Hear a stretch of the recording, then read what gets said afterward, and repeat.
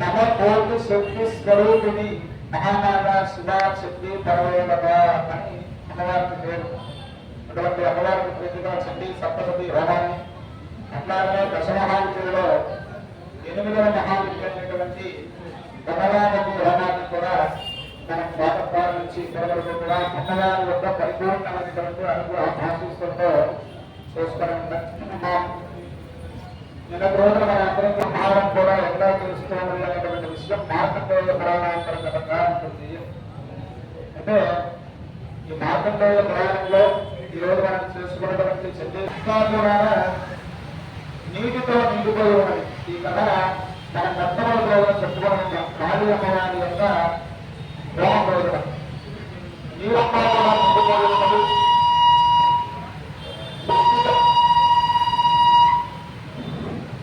సృష్టికర్తమైనటువంటి బ్రహ్మగారు సృష్టి ఆరంభం చేస్తాము అనుకున్నారు. అదే సమయంలో ఆ నీటిలో యోగ నిద్రలో విష్ణు భగవానుడు నిద్రిస్తూ ఉన్నారు. అట్లా నిద్రిస్తున్నటువంటి విష్ణు భగవానుడు యొక్క చెవి గురువులో నుంచి ఇద్దరు రాక్షసులు ఉద్భవించారు. వారినే మధుకైటభులు అన్నారు. వారిద్దరూ కూడా ఆ నీటిలో తిరుగుతూ ఉంటే వారి ఒక బీజాక్షరం, ఆ బీజాక్షరాన్ని వారు తపస్సు చేయడం. ఆ తర్వాత అమ్మవారు ప్రత్యక్షమై మీకు ఏం వరం కావాలో కోరుకోండి అంటే, మాకు స్వచ్ఛంద మరణం కావాలి, మా అంతటా మేము మరణించాలి అనేటువంటి ఇచ్చ మాకు కలిగితేనే మాకు మరణం ప్రార్థించాలి అనేటువంటి వరాన్ని కోరడం. ఆ తర్వాత మనం చెప్పుకుని ఉన్నాం, లోకంలో సత్వగుణం, రజోగుణం, తమోగుణం ఇంకా 3 గుణాలు అందరూ ఉంటారయ్యా. అయితే ఒక్కొక్కరిలో ఒక్కొక్క గుణం ఆధిక్యంగా ఉంటుంది. కొంతమందిలో సత్వగుణం ప్రధానంగా ఉంటుంది, కొంతమందిలో రజోగుణం ప్రధానంగా ఉంటుంది, కొంతమందిలో తమోగుణం ప్రధానంగా ఉంటుంది. రాక్షసులందరికీ కూడా తమోగుణం ఎక్కువగా కలిగినటువంటి వారు రాక్షసులు. కాబట్టి ఆయన సృష్టి చేసుకున్నటువంటి బ్రహ్మగారి దగ్గరికి వెళ్ళి యుద్ధం చేస్తున్నారంటే, నేను యుద్ధం చేయవలసింది నాలో కాదయ్యా, స్థితి కాలకుడు ఒకడు ఉన్నాడు, వాడితో నేను యుద్ధం చేయాలి ఎందుకో చెప్పి ఆ బ్రహ్మగారు ఎక్కడ ఉంటారండి, విష్ణుమూర్తి వారి యొక్క నాభి కమలంలో ఉంటారు. ఆ కమలం లోపలికి దిగి కిందకి వెళ్ళిపోయారు. ఆ బ్రహ్మగారు ఎక్కడికి వెళ్తున్నారో ఆయన చూసి ఆయన ద్వారా ఈ మధుపీఠుడు కూడా వెళ్ళారు. కింద చూస్తే విష్ణుమూర్తి వారు యోగంగా ఉన్నారు. ఆయనతో యుద్ధం చేద్దామని చూస్తే ఆయనేమో నిద్ర లేవడం లేదు. బ్రహ్మగారు లేపడానికి ప్రయత్నం చేశారు, అయినా కూడా బ్రహ్మగారు గమనించారు. అమ్మవారు యోగ నిద్రాస్వరూపంగా విష్ణుమూర్తిని ఆవరించి ఉన్నది, అందుకనే విష్ణుమూర్తి లేవడం లేదు అని చెప్పని ఆలోచించినటువంటి వారై అమ్మవారిని గొప్ప స్థుతి చేశాడు. ఈ కథనే మనం మొట్టమొదటి అధ్యాయంలో శుద్ధి సంస్కృతిలో భాగంగా స్వరాత్మస్వరాత్మగా అంటూ ఆ స్థుతి మొదలు పెడతారు. అందులో బ్రహ్మగారు అమ్మవారి ఈ సృష్టి స్థితి లయలన్నీ కూడాను గడువుతామని జీవని చెప్పని ఎప్పటికీ స్థితి చేయడం.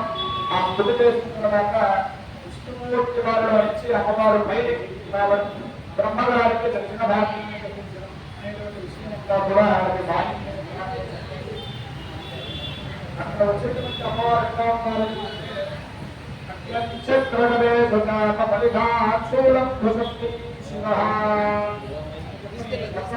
అధ్యాయంలో అమ్మవారు మహాకాళీశ్వరంగా బ్రహ్మగారి ఎదుటికి రావడం.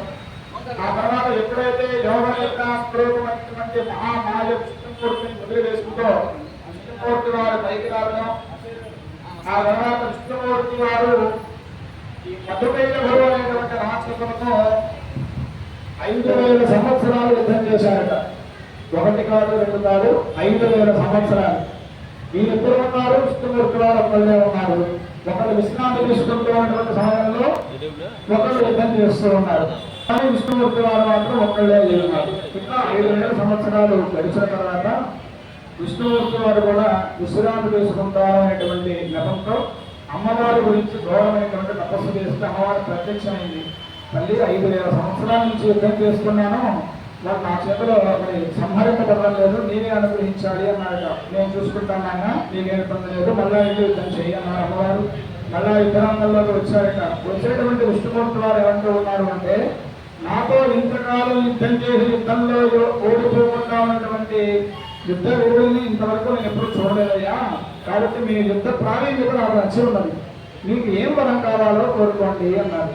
వాళ్ళన్నారు, నువ్వు వరం ఇస్తే మేము చూసుకోవాలా, అహంకార భావం, ఇట్లాంటి వాళ్ళు నేటికి కూడా మన లోకంలో మనం చూస్తూ ఉంటాం. ఇచ్చేటువంటి వారి స్థాయి పైలో ఉన్నప్పటికీ కూడా దాన్ని ఒప్పుకునేటువంటి స్థితి వీడు ఉండదు. నీవు నాకు ఇచ్చేదేమిటి అనే భావంతో చూసి వాళ్ళు అంటున్నారు, నీవు నాకు ఇవ్వడం కాదు, నీ యుద్ధ నైపుణ్యత చూసి మేము కూడా సంతోషపడ్డాం, నీకే ఏ వరం కావాలో చెప్పు, మేమే ఆ వరాన్ని ఇస్తామన్నారు. వీళ్ళు ఎక్కడి నుంచి వచ్చారంటే విష్ణుమూర్తి వారి యొక్క చెడు గురువుల నుంచి వచ్చారు. ఆ విషయం వాళ్ళకి తెలుసుకోవాలి కదా. కానీ తెలుసుకోకుండా తమలో ఎక్కువగా ఉండడం వల్ల నా అంతటి వాడు లేడు అనేటువంటి అహంకారంతో విష్ణుమూర్తిని వరం ఇస్తాను అన్నారు. కానీ స్వామి ఏం చేస్తూ ఉన్నారు, అట్లాగేనయ్యా తప్పకుండా వచ్చినటువంటి అవకాశాన్ని మనం ఎప్పుడూ కూడా వదులుకోకూడదు అని చెప్పి ఈ కథ ద్వారా మనం తెలుసుకోవచ్చు. విష్ణుమూర్తి గారు ఏమంటున్నారు, అట్లాగే నాకు వరం కావాలి, ఏమిటా వరం అన్నారు. మీరిద్దరు కూడా నా చేతిలో సంహరింపబడాలి అన్నారు. ఆశ్చర్యపోయారు. అరే మనం మరి ఇబ్బందుల్లో పడ్డాయి అని అంతా చూస్తే అంతా కూడా ప్రళయ కాలం కాబట్టి అప్పుడే సృష్టి ఆరంభమైనటువంటి వేళ కాబట్టి నీటితో ఉన్నది. ఇదే ప్రపంచం అనుకున్నారు.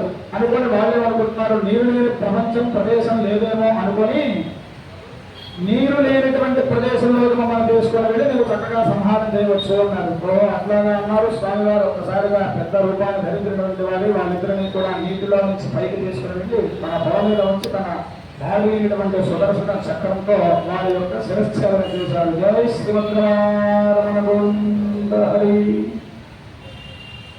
అట్లాగా అమ్మవారి యొక్క అనుగ్రహం చేతనే రాక్షస సంహారం చేయగలిగారు విష్ణుమూర్తి వారు అనేటువంటి చరిత్ర మనం అక్కడ మొట్టమొదటి అధ్యాయంలో అమ్మవారి చరిత్రను ఆహ్వానం చేసుకుని ఉన్నాం. ఆ తర్వాత కొంతకాలానికి మహిషాసురుడు అనేటువంటి రాక్షసుడు రావడం, ఘోరమైనటువంటి యుద్ధం చేయడం, ఘోరమైనటువంటి తపస్సు చేసి తపస్సు చేత కొన్ని వరాలన్నీ కూడా పొంది ఇంద్రాది దేవతల దగ్గరికి వెళ్ళి వాళ్ళని ఇబ్బంది పెట్టి వాళ్ళతో యుద్ధం చేసి వాళ్ళందరినీ కూడా ఓడించడం.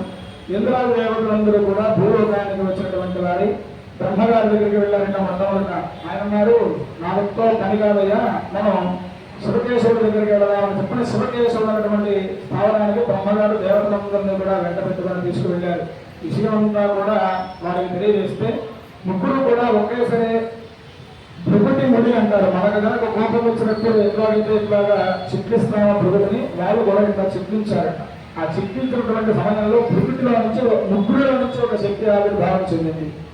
ఆ శక్తి ఎప్పుడైతే అట్లా పైకి వచ్చిందో చూస్తూ ఉండగానే అక్కడ ఉన్నటువంటి దేవతలందరిలో నుంచి కూడా ఒక దివ్యమైనటువంటి శక్తి వచ్చి ఆ శక్తిలో కలిసిపోయింది.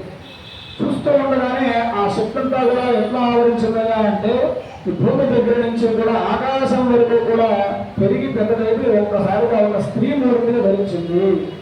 ఆ స్త్రీ మూర్తి ఎట్లా అందరి దేవత సకల దేవత స్వరూపిణి ఆ అమ్మవారు. అట్లా ఉన్నటువంటి అమ్మవారిని మహిషాసురుడు చూశాడు. ఆత్మీయత విచిత్రదాభాష్య మహిషాసుర ఆహా నియత్ర విదూరం ఈవిడ ఎవరు అనేటువంటి ఉద్దేశంతో చూశాడు. అయినా కూడా తల్లి అనేటువంటి భావం లేకుండా యుద్ధం చేద్దామని చెప్పని ఆవిడతో యుద్ధానికి వెళ్ళడం. రెండవ అధ్యాయంలో మహిషాసురుడు యొక్క సైన్యాన్ని మొత్తం కూడా అమ్మవారు సంహారం చేస్తుంది.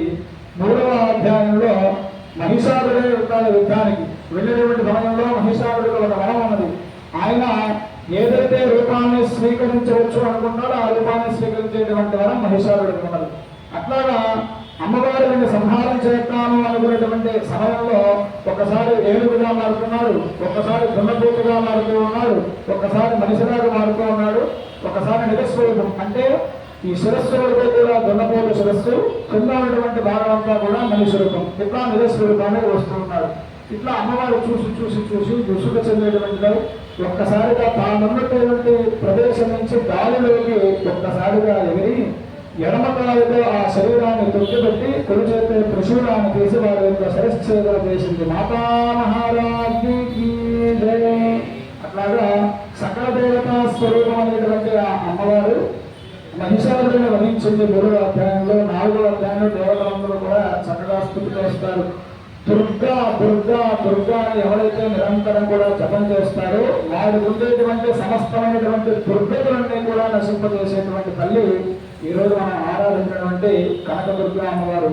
కాబట్టి వారందరూ కూడా అదే స్థుతి చేస్తారు. స్థుతి అంతా కూడా చేసిన తర్వాత దేవతను ఉద్దేశించి అమ్మవారు అంటుంది ఒక మాట, నాయనవారా మీకు ఏం వరం కావాలో కోరుకోండి అంటే వారన్నారు, తల్లి నాకు కష్టం వచ్చింది అని చెప్పి నీతో మేము చెప్పుకోకుండానే మేము అడగకుండానే నీ అంతట నీవుగానే ఒక రూపాన్ని ధరించి మా కష్టాలన్నిటికీ కూడా మూలకారకులైనటువంటి మహిషాసురుని సంహారం చేశావు.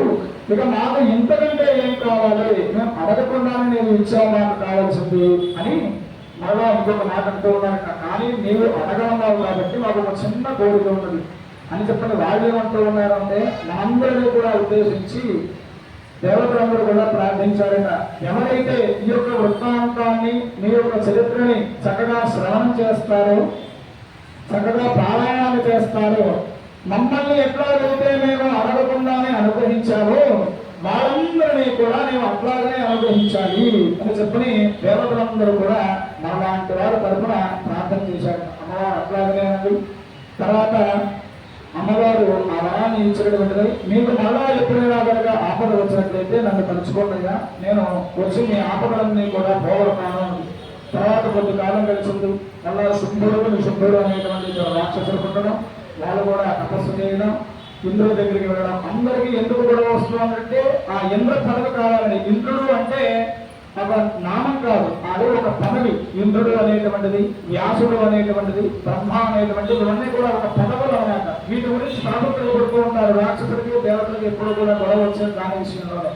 అందుకని ఈ రాక్షసులందరూ కూడా తపస్సు చేసి ఆ ఇంద్ర పదవి కోసం అక్కడికి వెళ్ళి అక్కడ ఉన్నటువంటి ఇంద్రుడిని యుద్ధంలో ఓడిస్తారు. ఆ పదవిని వాళ్ళంకరిస్తాడు. దేవతల దగ్గర శక్తి ఉందనుకోండి, వారు ఏం చేస్తాడు అంటే లోకక్షేమాన్ని గురించి ఉపయోగిస్తారు ఆ శక్తి అంటారని కూడా. అదే రాక్షసుల దగ్గర ఆ పదవి ఉంటే వాడేం చేస్తాడు, వారి స్వార్థాలకు ఉపయోగించుకుంటాడు. కాబట్టి వీడు కూడా అట్లాగనే ఇంద్రుడిని ఓడించాడు, అక్కడ ఉన్నాడు. అప్పుడు ఆ దేవతలందరికీ కూడా గుర్తు వచ్చింది. పూర్వం మనకి ఆపదలు వస్తే తల్లిని వేడుకోమన్నది కదా, మనందరం కూడా అమ్మవారిని ప్రార్థన చేద్దాము అని చెప్పి హిమాలయ పర్వతాల దగ్గరికి వెళ్ళి చక్కగా గొప్పమైనటువంటి స్థుతి నమోదేవ్యై మహాదేవ్యై శివాయై సతతం నమః మన ప్రకృతే భద్రాయై నియతాప్రాపాస్పదాం. అందులో ఒక మాట అంటారు, అతి సౌమ్యాతి రౌద్రాయై నతాస్తస్యై నమో నమః నమో జగత్ ప్రతిష్టాయై దేవ్యై కృత్యై నమో నమః. ఈ లోకంలో ఉన్నటువంటి వారందరూ కూడా సౌమ్యంగా ఉండే వాళ్ళ కన్నా కూడా సౌమ్య గుణంతో ఉండడు ఎవరు అంటే అమ్మవారిట. అట్లాగనే అతి రౌద్రాయై, రౌద్రంలో ఉండేటువంటి వాళ్ళలో కెల్లా కూడా రౌద్రమైనటువంటి స్వరూపం ఎవరు అంటే ఆవిడే. నిన్ననే మనం కథ చెప్పుకున్నాం భూమావతి అమ్మవారి గురించి. ఆ కాలానందరినీ కూడా లయం చేసేటువంటి కాలాన్ని రుద్రుని సైతం కూడా ఆకలేసిందని ఏం చేసింది, ఆవిడ మింగిలేసింది. కాబట్టి ఇక్కడ కూడా అదే చెబుతున్నారు, అతి సౌమ్య అతి రౌద్ర అని ఇట్లా అనేక రకాలుగా స్థుతి చేస్తూ కనబడేటువంటి సమస్త చరాచర జగత్తులో కూడా నిమిడీకృతమై ఉన్నావు, ప్రతి వస్తువులో నీవే ఉన్నావు, ప్రతి స్వరూపంలో నీవే ఉన్నావు అనేటువంటి విధంగా చక్కగా అమ్మవారిని స్థుతి చేస్తే అదే సమయంలో పార్వతీ అమ్మగారు స్నానానికి అటుగా వెళుతూ దేవతలారా మీరందరూ కూడా చేస్తున్నటువంటి స్థుతి ఎవరి గురించి అనగానే ఆవిడ అడిగిందో లేదో ఆవిడ యొక్క హృదయంలో నుంచి ఒక శక్తి బయటికి ఆవిడ భావించింది. ఎప్పుడైతే ఈ శక్తి బయటకు వచ్చిందో ఆ మిగిలినటువంటి పార్వతీ దేహం అంతా కూడా నల్లగా మారిపోయింది. ఆవిడనే కాళీశ్వరూపం అని చెప్పి ఈ కథ కూడా మనం మన రోజులు తెలియజేసుకుని ఉన్నాం. ఈ బయటకు వచ్చినటువంటి శక్తినే కౌశికి అన్నారు. కౌశికి అంటేనే ఇక్కడ మహాసరస్వతి స్వరూపం. ఆవిడ వచ్చి అంటుంది, వీళ్ళందరూ కూడా నా గురించే తపస్సు చేస్తున్నారమ్మా, నా గురించే ప్రార్థిస్తూ ఉన్నారు, నేను చూసుకుంటాను, వీళ్ళ కష్టం అంతా కూడా నేను తీరుస్తాను. ఇదే సమయంలో సుగ్రీవుడు అనేటువంటి ఒక దూత, శుంభనిశుంభుల దగ్గర ఉండేటువంటి దూత ఈ హిమాలయాల్లో ఉన్నటువంటి అమ్మవారిని చూశాడు. చాలా సౌందర్యవతి. ఇప్పుడే చెప్పుకున్నాం కదా, ఆవిడ ఎట్లాగైతే ఉన్న వాళ్ళలో కల్లా కూడా సౌమ్యగుణం కలదో రౌద్రగుణం కలదో, చతుర్దశ భువనాలలో కూడాను అందమైన వాళ్ళ కంటే అందమైనటువంటి స్వరూపం ఆవిడది. సాధారణంగా మనం అందం గురించి చెప్పాలి అంటే ఒక చంద్రుడిని ఉదాహరణగా చెప్తాం, ఒక మన్మధుడిని ఉదాహరణగా చెప్తాం. కానీ అమ్మవారి గురించి చెప్పుకునేటువంటి సందర్భంలో ఏం చెప్తాం, అమ్మవారి యొక్క కాలి గోలు ఎట్లా ఉన్నాయో మనం మన ఒక రోజు మనం అందరం కూడా చెప్పుకొని ఉన్నాం. నఖదీతికి సంచలన నమజ్జన తమో గుణాయ నమః. తొమ్మిది నాటి చంద్రుడు ఎంతైతే ఆహ్లాదంగా ఉంటాడో అటువంటి చంద్రుణ్ణి మొక్కలుగా కోసి అమ్మవారి యొక్క 10 వేలకి కూడా అలంకరిస్తూ ఎట్లా ఉండాలో అట్లా ఉన్నాయి అమ్మవారి యొక్క పాదాలు కాదు, పాదాలు ఉన్నటువంటి గోళ్ళు. గోళ్ళకే అంతటి వర్ణన ఉంటే ఇక అమ్మవారి యొక్క సౌందర్యం చెప్పవడమే. అటువంటి సౌందర్యవతి అయినటువంటి అమ్మవారిని గురించి చూసి ఈ సుగ్రీవుడైనటువంటి దూత శుంభనిషుద్ధుల దగ్గరికి వెళ్ళి, రాజా మీ దగ్గర సమస్తాభరణములు ఉన్నాయి, సమస్త రత్నాలన్నీ కూడా ఉన్నాయి. ఇంద్రుడు పెట్టారు, అక్కడ వజ్రాయుధాన్ని తీసుకున్నారు, ఐరావతాన్ని తీసుకున్నారు. ఇట్లా దేవతలందరి దగ్గర వారి శక్తులందరినీ కూడా మీరు తీసుకున్నారయ్యా. కానీ అన్ని రత్నాలు మీ దగ్గర ఉన్నాయి, కానీ ఒక్క రత్నం మాత్రం మీ దగ్గర లేదు. ఏమిట్రా రత్నం అన్నారు. స్త్రీ రత్నం అక్కడ ఉన్నదండి హిమాలయాల్లో. ఆవిడ కనుక వచ్చి మీ పక్కన కూర్చుందా, ఇక మీ సంగతి చెప్పనవసరంగా మీరు ఇంకా వైభవంగా వెలిగిపోతారు అని చెప్పని అన్నట్ట సుగ్రీవుడు. ఓహో అవునా, అట్లా అయితే ఆవిడ తీసుకురండి అన్నారు. ఈ సుగ్రీవుడు వెళ్ళాడు. ఈ రాజరాజుల యొక్క శుంభల యొక్క పరాక్రమాన్ని గురించి అంతా కూడా చెప్తే ఆవిడంటూ ఒక చిరునవ్వు ఉంది. ఓహో అట్లాగానైనా అయితే నాకు చిన్నతనంలో శ్రోలితాం అల్పబుద్ధిత్వ అని చెప్పి నా చిన్నతనంలో ఏదో అల్పబుద్ధి చేత ఒక కోరిక మనసులో అడుగుతూ ఉన్నాను. ఏమిటా కోరిక అంటే, నాతో యుద్ధం చేసి యుద్ధంలో నా యొక్క తత్వాన్ని ఎవరైతే అనుస్తారో వారినే నేను వివాహం చేసుకుంటాను అని అల్పబుద్ధి చేయబడింది. కాబట్టి ఇంతమందికి ఇంత జ్ఞానాన్ని ప్రసాదించేటువంటి తల్లి నేను అల్పబుద్ధితో నా చిన్నతనంలో ఇట్లా చేశాను అని చెబుతూ ఉన్నాను. అప్పటికీ వాడు గ్రహించరా. అనేక రకాలైనటువంటి మాటలన్నీ కూడా అన్నాడు. మీరు కనుక ఇప్పుడు వస్తే సమస్త రాచమర్యాదలతో ఇక్కడి నుంచి తీసుకుని వెళ్తాం, లేకపోతే నీ జుట్టు పట్టుకొని ఈడ్చుకు వెళ్ళేటటువంటి దుస్థితి తెచ్చుకోవద్దు అని ఇప్పుడు రకరకాల మాట్లాడాడు. ఆవిడ మాట్లాడలా. వీడి దగ్గర అసలు టార్గెట్ వేరే వాడు ఉన్నాడు. వారి దగ్గర చాలా రాక్షసులందరూ కూడా వారి దగ్గర సేవలో ఉన్నారు. వాళ్ళందరినీ కూడా సంహారం చేయాలంటే ఈవిడ కలగకూడదు. అందుకని ఆవిడంతా కూడా ఒక ప్రణాళిక సిద్ధం చేసి పెట్టింది. ఆవిడంటుంది, నేను వెళ్ళి వాళ్ళతో చెప్పవయ్యాని చెప్పిన విషయాన్ని మిగతాదంతా వాళ్ళు ఆలోచిస్తారన్నాడు. ఈ సుగ్రీవుడు అనేటువంటి వాడు వెళ్ళి చెప్పారు. వాళ్ళు ఆగ్రహించినటువంటి వారు ఒక ఆడదై ఉండి ఇలా మాట్లాడుతుందా, దేవతలందరినీ కూడా నేను ఇంద్రుణ్ణి, వరుణ్ణి, అగ్నిని, వాయువుని ఇట్లా అందరినీ కూడా నేను యుద్ధంలో ఓడించాను, ఒక ఆడదై ఉండి ఇట్లా అంటున్నారని చెప్పి చాలా అవహేళనగా మాట్లాడినటువంటి వాడే ధూమ్రుడు అనేటువంటి ఒక రాక్షసుడిని పంపించాడు. నీవు వెళ్ళి ఆయన తీసుకురా, ఎవరైనా అడ్డు వస్తే వాళ్ళందరినీ కూడా సంహారించి, ఈవిడ కనుక రాను అంటుంటే ఆవిడ జుట్టు పట్టుకోవాలైనా తీసుకురా అని ఆజ్ఞాపించాడు. ఆయన ఎప్పుడైనా వెళ్ళాడండి, కొన్ని కోట్ల మంది సైన్యంలో వెళ్ళాడట. ఆవిడేం చేసింది అని ఒక్కసారిగా హుంకరించింది. హుంకరించేసరికి కోట్ల సైన్యంలో సహా ధూమ్రుడు భస్మం అయిపోయాడు. ఈ విషయం మళ్ళీ తెలిసింది శుంభనికి. ఓ ఇట్లా జరిగిందా అని చెప్పి ఇంకా పరాక్రమవంతులైనటువంటి చంద్రుడు, ముందుడు అనేటువంటి వారు ఉన్నారు. వారిని పంపించారు. అప్పుడు ఈ కౌశికి అమ్మవారిలో నుంచి, అమ్మవారి యొక్క భృగుటి స్థానంలో నుంచి మళ్ళీ ఇంకొకసారి కాళీ అమ్మవారి యొక్క ఆవిర్భావం జరిగింది. ఆ కాళీ అమ్మవారు వచ్చి చంద్రుడిని, ముందుని కూడా సంహారం చేసింది. సంహారం చేసి 2 చేతులతో కూడా 2 శిరస్సులు కూడా పట్టుకొని వెళ్ళి, తల్లి ఇదిగో నేను వాళ్ళని సంహారం చేశాను అని చెప్పి సరస్వతీ స్వరూపమైనటువంటి కౌశికి అమ్మవారి దగ్గరికి తీసుకొస్తే ఆవిడంటుంది, చాముండేకే ఖ్యాతాదేవి భవిష్యతి, చంద్రుణ్ణి ముందుని నీవు సంహరించావు కాబట్టి ఈ రోజు నుంచి చాముండ అనే పేరుతో నీవు లోకంలో ప్రసిద్ధి ఎక్కుతావు అని చెప్పని అనుగ్రహించింది. ఆ తర్వాత ఈ విషయాన్ని కూడా తెలుసుకున్నటువంటి వాడే ఇంకా మోస్ట్ పవర్ఫుల్ అన్నమాట ఒక రాక్షసుడు ఉన్నాడు, రక్తబీజుడు వాడి పేరు.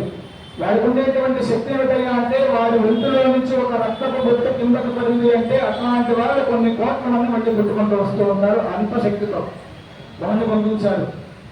అమ్మవారు చూసింది, యుద్ధం చేస్తూ ఉంటే రక్తం వస్తూ ఉంది, మళ్ళీ అందులో నుంచి మళ్ళీ ఉద్భవిస్తూ ఉన్నారు రాక్షసులతో. ఇట్లా కాదు చెప్పుకుని ఒక్కసారి ఇట్లా స్మరణ చేస్తే అమ్మవారిలో నుంచి అష్టశక్తులు, మనం అష్టమాతృకులు అని తెలుస్తూ ఉంటాం. ఆ మాతృకులలో కూడా ఇక్కడ ఆవిర్భవించారు. బ్రాహ్మి, మాహేశ్వరి, కౌమారి, వైష్ణవి, వారాహి, చాముండ, నారసింహి, మహాలక్ష్మి. వీరందరూ కూడా ఎవరు అంటే పురుష దేవతా స్వరూపమైనటువంటి వారి శక్తులు. బ్రహ్మగారి యొక్క శక్తి బ్రాహ్మి, మహేశ్వరుడు యొక్క శక్తి మాహేశ్వరి, సుబ్రహ్మణ్యేశ్వర స్వామి శక్తి కౌమారి, విష్ణువు యొక్క శక్తి వైష్ణవి, నరసింహస్వామి యొక్క శక్తి నారసింహి, ఇంద్రుడి యొక్క శక్తి ఐంద్రి. ఇట్లాగా వీళ్ళందరూ కూడా పురుషమూర్తులైనటువంటి వారి శక్తులే ఇక్కడ అష్టమూర్తులుగా వచ్చాయి. యుద్ధంలో వాళ్ళందరూ కూడా యుద్ధం చేస్తూ ఉన్నారు. ఒక్కొక్కరు వాళ్ళకి ఒక్కొక్క ఆయుధం అన్నమాట. బ్రహ్మగారి దగ్గర కమండలం ఉంటుంది, అట్లాగే బ్రాహ్మణ వారి దగ్గర కూడా కమండలం. కమండలో ఉన్నటువంటి నీళ్లతో సంహారం చేస్తున్నారు. కౌమార్య దగ్గర ఒక శూలాయుధం ఉంటుంది, శూలాయుధంలో చేస్తుంది. మహేశ్వరుడి దగ్గర త్రిశూలాయుధం, దాంట్లో యుద్ధం చేస్తుంది. ఇట్లా వాళ్ళ శక్తులతో యుద్ధాన్ని అయితే చేస్తున్నారు. కానివ్వండి, రక్తం ఎట్లా పాడుతోంది అంటే పెద్ద పెద్ద నదులు, సముద్రాలు ఎట్లాగైతే మురుగుతో దగ్గరతో పరిగెడుతూ ఉంటాయో అట్లాగే రక్తం అంతా కూడా ఏడులై పాడుతూ ఉండట. అట్లా ఏరుడై పారుతూ ఉన్నటువంటి రక్తంలో నుంచి కొన్ని కోట్ల మంది మళ్ళీ రక్తదులు పుట్టుకొస్తూ ఉన్నారు. అమ్మవారికి విసుగు వచ్చి కాళీ అమ్మవారికి ఒక్కసారి సైగ చేసింది. ఆవిడ ఏం చేసింది, భూమండలం అంతా కూడా తన చెట్లు ఆ నాలుగులు చాపి ఆ రక్తాన్ని మొత్తం కూడా మింగివేస్తే పిప్పి పిప్పి అయిపోయి ఉన్నాడు. ఆ సమయంలో కౌశికీ అమ్మవారు ఆ రక్తవేదులను కూడా సంహారం చేసింది అని చెప్పి మనకి 8వ అధ్యాయంలో చెప్తారు. ఆ చంపింది కాబట్టి అక్కడి నుంచి ఆవిడ రక్తాక్షి అనేటువంటి పేరుతో పిలుస్తూ ఉన్నారు. రక్తాక్షి దేవికి జయ. అందుకనే ఆ అధ్యాయంలో మనం ఈ కథకి ప్రత్యేకగా చెరుకు గనక అమ్మవారికి సమర్పణ చేస్తాం. చెరుకు గనక పరికరంలో పెడితే ఎట్లాగైతే రసం లేకుండా పిప్పి పిప్పిగా ఎట్లాగైతే అయిపోతుందో రక్త బీజులను కూడా అమ్మవారు అట్లాగా రక్తం లేకుండా నీరక్త మహీబాల అని చెప్పని అందులో స్తోత్రం చేస్తారు. అటువంటి విధంగా అమ్మవారు రక్త బీజులను కూడా సంహారం చేసింది. ఈ విషయం తెలుసుకున్నటువంటి శుంభుడు నిశుంభుడు ఇద్దరు కూడా యుద్ధానికి రావడం. 9వ అధ్యాయంలో నిశుంభుడిని అమ్మవారు సంహారం చేసింది. ప్రాణ సమాహితుడైనటువంటి ప్రాత మరణించాక ఈ శుంభుడు వచ్చి ఆవిడతో అంటూ ఉన్నాడు, నీవు ఇన్ని శక్తులతో వచ్చి యుద్ధం చేస్తూ ఉన్నావు, నేను ఒక్కనే ఉన్నాను, అసలు యుద్ధం ఇదేనా అంటే, కనపడడానికి వీళ్ళందరూ కూడా ఇన్ని శక్తులుగా కనబడుతున్నారయ్యా, వాళ్ళందరూ కూడా నా శక్తులే, చూడు ఒక్కసారి అని చెప్పనగానే ఆ దేవతలందరూ కూడా ఎవరిలో నుంచి వచ్చారు, ఆ తల్లిలో నుంచి వచ్చారు. ఆ శుంభుడు చూస్తూ ఉండగానే దేవతలందరూ కూడా అమ్మవారి వైపు వెళ్ళిపోయారు. ఇప్పుడు వారు గ్రహించాల్సినటువంటిది ఏమిటి, ఈ కూడా ఒక్కటి కాదయ్యా, అనేక రకాలైనటువంటి శక్తి ఈ ఊరిలో ఉంది అని చెప్పి ప్రాధేయపడాలి. అప్పుడు కూడా ప్రాధేయపడ్డా, యుద్ధం చేస్తున్నాను అని అహంకరించాడు. అట్లాగే యుద్ధం చేసింది అమ్మవారు, ఆమెను కూడా సంహారం చేసింది. 10వ అధ్యాయంలో. 11వ అధ్యాయంలో మరలా దేవతలందరూ కూడా చక్కగా నారాయణి స్తుతి చేయడం. 12వ అధ్యాయంలో ఆవిడ ప్రసంగురాలే బాణాత్రిపురుగా ఉండి ఈ చండీ సప్తశతి యొక్క మహాత్మ్యాన్ని ఆవిడ తెలియజేస్తూ ఒక మాట అంటారు.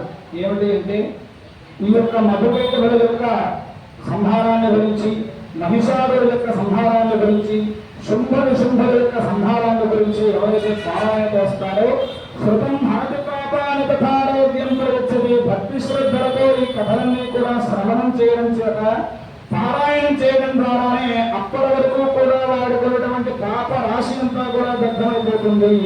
దానికి ఉదాహరణగా పెద్దలు చెప్తారు, ఎట్లా తగ్గిపోతున్నాయో అంటే భగభగామండేటువంటి అగ్ని జ్వాలలో కనుక ధూళి పిండి కనుక తీసుకుని వెళ్తే ఎట్లాగైతే దగ్ధమైపోతుందో, భక్తి శ్రద్ధలతో చండీ సప్తశతి శ్రవణం చేసినటువంటి వాడికి, పారాయణం చేసినటువంటి వాడికి కూడా అప్పటి వరకు చేసినటువంటి పాప రాశి అంతా కూడా దగ్ధమైపోతున్నది. తథా ఆరోగ్యం ప్రయత్నం, పరిపూర్ణమైనటువంటి ఆరోగ్యం కూడా వారికి కలుగుతున్నది అనేటువంటి విషయాలు తెలియజేస్తూ, సర్వబాధ వినుముక్త ధనధాన్య సుధాన్విత, అమ్మవారు తనకు అంచేత సర్వ బాధల నుంచి కూడా విడవడతారు. ధనధాన్యాలకి, వంశాభివృద్ధికి కూడా ఈ భూమి మీద సూర్య చంద్రుడు ఉన్నంత వరకు కూడా వారికి ఎటువంటి లోటు కూడా ఉండదు అనేటువంటి విషయాన్ని సాక్షాత్ అమ్మవారి బాలాత్రిపురుగా ఉండి ఈ కథాంతరాన్ని కూడా దేవతలకు చెబుతూ ఉంటుంది. ఆ తర్వాత 13వ అధ్యాయం ఇదంతా కూడా ఎవరితో చెబుతూ ఉన్నారయ్యా అంటే, ఒక మహర్షి సురతుడు అనేటువంటి రాజుగారికి సమాధి అనేటువంటి వైశ్యుడికి తెలియజేస్తూ ఉంటారు. ఎందుకట్లా చేయవలసి వచ్చింది అంటే, సురతుడు అనేటువంటి వాడు మహారాజు గారు కొన్ని కారణాల చేత రాజ్యానంతటినీ కూడా వదిలిపెట్టి అడవులోకి వచ్చి ఈ ముని ఆశ్రమాన్ని చూసి ఆ ప్రశాంతంగా ఉంది అని చెప్పి అక్కడే కొంతకాలం నివాసం ఉండడం. అక్కడే కొద్ది కాలానికి సమాధి అయినటువంటి వైశ్యుడు బాధపడడం. ఆయనకు వెళ్ళి అడిగితే ఆయన కష్టాలు చెప్తాడు. నన్ను ఇంట్లో నుంచి నా భార్యాపతులే బయటకు వెళ్ళగొట్టారయ్యా అని చెప్పని. అయితే రాజ్యం వచ్చు అనుకొని రాజ్యం నుంచి వదిలిపెట్టేసి వచ్చాడు రాజుగారు. కుటుంబం వద్దు అని చెప్పిన కుటుంబాన్ని వదిలేసి వచ్చాడు వైశ్యుడు. వీళ్ళిద్దరికీ కూడా వదిలేసి వచ్చారు కానీ అంటే వాళ్ళ వ్యామోహం కూడా. అందుకని గురువు గారినటువంటి వారి దగ్గరికి వెళ్ళి ఆ ఋషీశ్వరులతో అంటూ ఉంటారు, ఇంత జ్ఞానం ఉండి కూడా ఎందుకు దాని గురించి బాధపడుతూ ఉన్నాను అంటే, ఆయన చెప్తారు, గురువు గారు మీకున్నది సామాన్యమైనటువంటి జ్ఞానం అయ్యా అని చెప్పి అమ్మవారి యొక్క వృత్తాంతాన్ని అందరినీ కూడా తెలియజేస్తాడు. అమ్మవారు ఎట్లాగా మోహంలో తిప్పుతూ ఉన్నది అంటే, జ్ఞానినామపి చేతాంసి దేవి భగవతి హిస బలాదాపుష్య మోహాయ మహామాయ ప్రయచ్చది. కొన్ని కోట్ల కోట్ల కోట్ల జన్మలు తపస్సు చేసినటువంటి వారిని కూడా, జ్ఞానులము అని అనుకునేటువంటి వాళ్ళని కూడా ఒక చిన్న సన్నివేశంతో మోహం అనేటువంటి గర్తం అంటే గుట్టలోకి రాగపడేస్తుంది అమ్మవారు. ఇట్లా విషయాలు చెప్పి అమ్మవారి యొక్క మాయా స్వరూపం ఎట్లా ఉంటుంది అని చెప్పి ఈ చరిత్ర అంతా కూడా వాళ్ళని చెప్తే, వాళ్ళు ఏం చేశారు, మనలాగా విని ఊరుకోలేదండి. మనం ఒక 2 గంటలు 3 గంటలు కూర్చొని దేవారాధన చేయాలి అంటే ఇంకెంతసేపు అవుతుంది అని ఆలోచన చేస్తూ ఉంటాం. కానీ వాళ్ళు అట్లా చేయలేదుట. దీన్ని ఎట్లాగైనా ఆచరణలోకి తీసుకురావాలి, మనం కూడా ఇన్ని కథలు ఎందుకు వినాలి, పురాణాలు ఎందుకు చదవాలి, పెద్దలు చెప్పే మాటలు ఎందుకు వినాలి అంటే విని ఊరుకుంటే వచ్చేది ఫలితం కాదు, విని ఆచరిస్తే వచ్చేటువంటి ఫలితం. అందుకని మీరు వినాలి వినాలి వినాలి అని చెప్పి పదే పదే పెద్దవాళ్ళు కూడా మన లాంటి వాళ్ళకి చెప్పేది ఎందుకని అంటే ఆచరిస్తే దానివల్ల ఉపయోగం ఉంటుంది. కాబట్టి వీళ్ళు కూడా 3 సంవత్సరాల పాటు ఎంతైతే ఆహారం తీసుకుంటే ఈ దేహం ఉంటుందో, ఎంతైతే నిద్రపోతే ఈ దేహం ఉంటుందో, అట్లాగే నేను నిద్రాహారాలను చక్కగా చూసుకుంటూ 3 సంవత్సరాల పాటు కఠోరమైనటువంటి తపస్సు అమ్మవారి గురించి చేస్తే ప్రత్యక్షం ప్రాహచండిక అమ్మవారు ప్రత్యక్షమైంది. నాయనారా ఏం వరం కావాలి నీకు కోరుకోండి అంటే రాజుగారు అన్నారు, నాకు రాజ్యం కావాలన్నా, మమకారం కావాలని లేదన్నాడు. పిచ్చివారా, నా అంతటా నేను వచ్చి నీకు వరం కావాలి అంటే చాలా చిన్న కోరిక కోరావు, నీ రాజ్యం కావాలా, నేను ఇస్తాను తీసుకో నీకు వరము అని చెప్పని ఒక మన్వంతరానికే అధిపతిని నిన్ను చేస్తూ ఉన్నాను అని చెప్పని అమ్మవారు చెప్పింది. మన్వంతరము అంటే మనకు మొత్తం కూడా 14 మన్వంతరాలు ఉన్నాయి. సంకల్పం చెప్పేటువంటి సందర్భంలో చెప్తాం, వైవస్వతమన్నం పదే కలియుగే అని. ఇప్పుడు నడుస్తున్నటువంటి మన్వంతరం 7వ మన్వంతరం. ఈ సురభుడు అనేటువంటి రాజుగారికి ఎటువంటి అనుభవం ఇచ్చిందా అంటే వచ్చేటువంటి మన్వంతరం, ఆ మన్వంతరానికి ఆధిపత్యం మొత్తం కూడా అటువంటి రాజుగారికి ప్రసాదించింది అమ్మవారు. ఆ తర్వాత వైశ్యుని అడిగిన నాయన నీకే వరం కావాలి అంటే ఆయన గొప్పదైనటువంటి వరం కోరాడండి. మనందరం కూడా అటువంటి వరాన్ని కోరాలి.